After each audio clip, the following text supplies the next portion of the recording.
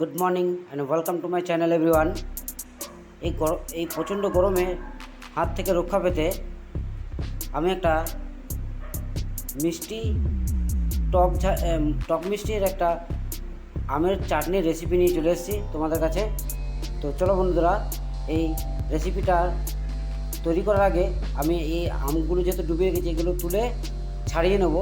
ছাড়িয়ে নেওয়ার পর আমগুলো আমি ছাড়িয়ে নিয়েছি, ছাড়িয়ে এবার কেটে কেটে রেডি করে ফেলি দিয়ে আসছি। দেখো বন্ধুরা, আমগুলোকে আমি কেটে ফেলেছি এরকম সুন্দর করে। এবারে এই জলে দিয়ে দিচ্ছি, দিয়ে সেদ্ধ করতে দেবো।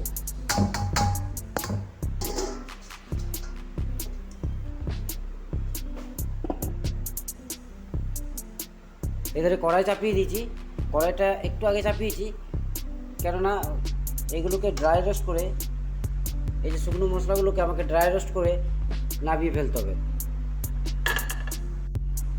দেখো বন্ধুরা, কড়াই আমার গরম হয়ে গেছে। এর মধ্যে দিয়ে দিচ্ছি জিরে 1 চামচের মতো, তারপর 5 ফোড়ন 1 চামচের মতো, একটা তেজপাতা, একটা শুকনো লঙ্কা, দুটো শুকনো লঙ্কা দিয়েছি, আর একটু মৌরি দিয়েছি। এই যে মৌরি, এই যে জিরে, 5 ফোড়ন, এটা 5 ফোড়ন, এটা তেজপাতা, এটা শুকনো লঙ্কা, সবগুলোকে দিয়ে দিলাম একসঙ্গে। হালকা ড্রাই রোস্ট করে নেবো, দিয়ে এটাকে মিক্সিতে গুঁড়িয়ে নেবো। এটা চাটনি সব তৈরি হওয়ার পর উপরে আস্তে করে এটা দিয়ে ছড়িয়ে দেবো। তো হালকা হালকা ড্রাই রোস্ট হোক, তারপরে আমরা ফিরে আসছি। মশলাটা আমার ড্রাই রোস্ট হয়ে গেছে একদম হালকা, বেশ একটা সুন্দর স্মেল আসছে দেখো। এবার এটাকে বন্ধ করে দিচ্ছি কড়াইটা, দিয়ে এটাকে নামিয়ে নিচ্ছি।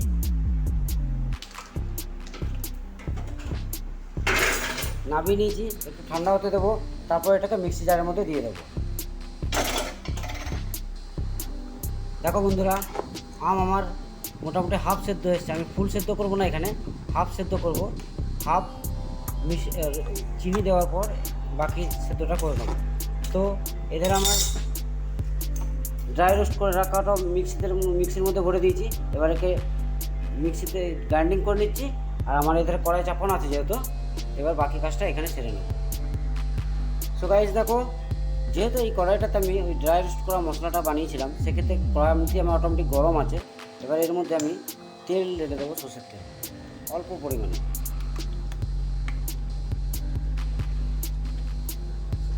অল্প পরিমাণে সরষের তেল দিয়ে দিয়েছি। এবার এটা গরম হোক, ওই ধারে আমার আলু সেদ্ধ হয়ে এসছে, ব্যাস তাহলে আমার রেডি হয়ে যাবে চাটনি। দেখো বন্ধুরা, তেল আমার হিট হয়ে এসছে। এবার একটা শুকনো লঙ্কা, অল্প 5 ফোড়ন, আর অল্প 5 ফোড়ন, তেজপাতা, আর একটু মেথি দিয়েছি। মেথি, 5 ফোড়ন, তেজপাতা আর শুকনো লঙ্কা এই তেলটার মধ্যে দিয়ে দেব। এবার অল্প একটু হালকা নাড়িয়ে চাড়িয়ে একদম স্লাইড অল্প কালারের জন্য একটুখানি হলুদ দিয়ে দেবো, আর স্বাদ অনুসারে অল্প একটু লবণ দিয়ে দেবো। হালকা হয়ে গেলেই এর মধ্যে আমগুলোকে ঢেলে দেবো। হ্যালো গাইস, ঢেলে দিয়েছি আমগুলোকে। এবার চিনি দিয়ে দেবো, লাস্টে চিনি দিয়ে দেবো।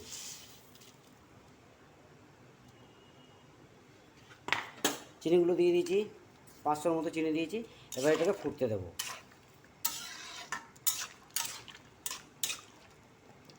2 মিনিট একে ভালোভাবে ফুটতে দেবো, তারপর ফিরে আসছি। দেখো বন্ধুরা, ফুটতে আরম্ভ করেছে, আর দেখো কী সুন্দর কালার কম্বিনেশন এসছে। এবার জলটা কিছুটা মেরে দিলে আমার টক মিষ্টি আমের চাটনি রেডি হয়ে যাবে। আপাতত হালকা জলটা মারতে দিই, মরে গেলেই জলটা একটু টেনে নিলেই আমার আমের চাটনি রেডি হয়ে যাবে। ফিরে আসছি 2 মিনিট পর। দেখো বন্ধুরা, ফাইনালি আমার চাটনি রেডি। জল শুকিয়ে এসছে, একদম হালকা পাতলা জল আছে, একটু অল্প সামান্য একটু।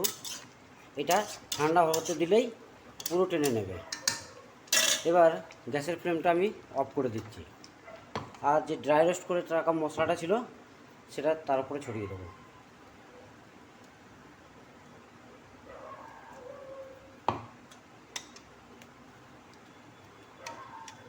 ফাইনালি গাইস, আমার চাটনি রেডি।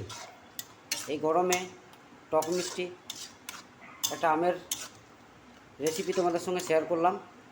ভালো লাগলে চ্যানেল লাইক, কমেন্ট এবং চ্যানেলটিকে সাবস্ক্রাইব করে দিও, এবং যাতে আমি এগোতে পারি তার জন্য একটু সাপোর্ট করো।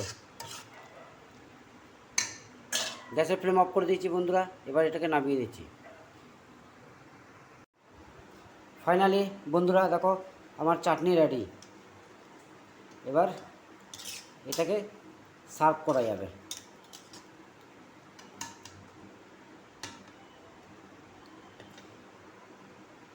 পারলে বাড়িতে তোমরা এটা ট্রাই করবে। খুব সুন্দর এবং খুব সস্তার একটা রেসিপি, খুব তাড়াতাড়ি হয়ে যাবে, এবং এই গরমে খুবই প্রয়োজন একটা মিষ্টি টক একটা চাটনির, যা ভাতের সঙ্গে প্রয়োজন পড়ে আমাদের। তো বন্ধুরা, পারলে তোমরা এটাকে ট্রাই করবে। ভালো লাগলে লাইক, কমেন্ট এবং চ্যানেলটাকে সাবস্ক্রাইব করে দেবে।